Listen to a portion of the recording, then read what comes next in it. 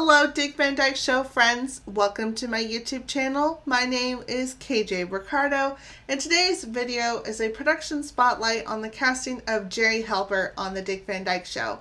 Today, July 25th, is Jerry Paris's birthday. He played Jerry Helper. He was born on July 25th, 1925, and he was fantastic on the show. And he would also be very important behind the scenes as well. And so let's get into this a little bit and talk about how Jerry was cast on the show. The episode Jealousy introduced viewers to two characters who would round out the cast, Jerry and Millie Helper. The characters were inspired by friends of Carl Reiner and his wife Estelle, known as Jerry and Millie Schonenbaum. Just like on the show, they were the Reiners' neighbors in New Rochelle, New York. In fact, they started out as friends when they lived in the Bronx in the early 1950s. When the Reiners moved to New Rochelle, the Schonenbaums joined them, just like the Dick Van Dyke Show episode, My Home Sweet Home is Your Home Sweet Home. Jerry Helper is very different than the real-life Jerry Schonenbaum. Carl Reiner decided to write the character as a dentist who loves joking around and bragging about himself. Carl said Jerry Helper is a lot like Jerry Paris, who was every bit as outspoken and high-spirited as his on-screen character. Bill Idison, who played Herman Glimcher, and he was a close friend to Jerry, said Jerry Paris was a wild man. Bill added that Jerry had a hard time holding his tongue.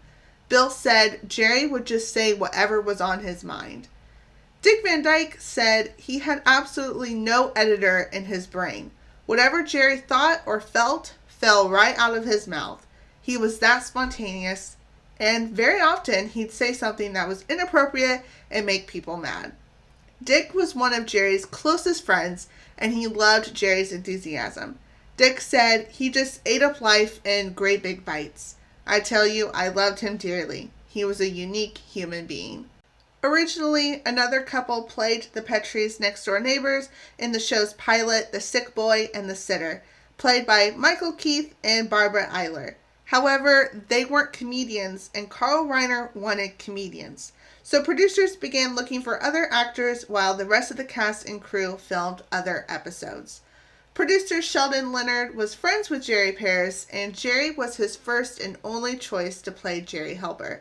According to Anne Morgan Gilbert, who played Millie, Jerry and Sheldon were at the racetrack one day, and Sheldon said, "Why don't you come and do the neighbor on the show?"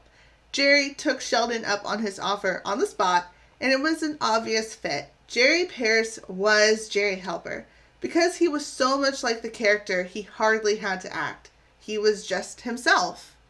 Of course, Jerry would be very important to the show, more than just an actor and fun person on the set. In 1963, original director John Rich left the show, and he appointed Jerry to be his successor. John trained Jerry for 6 weeks, and Carl Reiner and Sheldon Leonard were very skeptical at first. The cast and the writing were so solid. John was a great director. Could Jerry really take over? Well, he turned out great. Jerry wanted to direct. He wanted to direct even when he was initially cast on the show. He loved directing. Bill Idison said Jerry loved being in control of people. He would take over. He told you what to do. He told you what to wear. You went to a party, he directed the party. If you had him at your wedding, he would direct your wedding. He would direct anything. He was a natural-born director. The show's cast felt very loyal to him. Everyone was comfortable with him because they knew he loved them. He got very involved in the show and his work. Dick Van Dyke said Jerry was our greatest audience. He invented a lot of good moments on the show. Dick credited Jerry for inspiring him to new heights of slapstick comedy. Jerry was the primary director for the show's later seasons. He impressed everyone, especially Carl Reiner.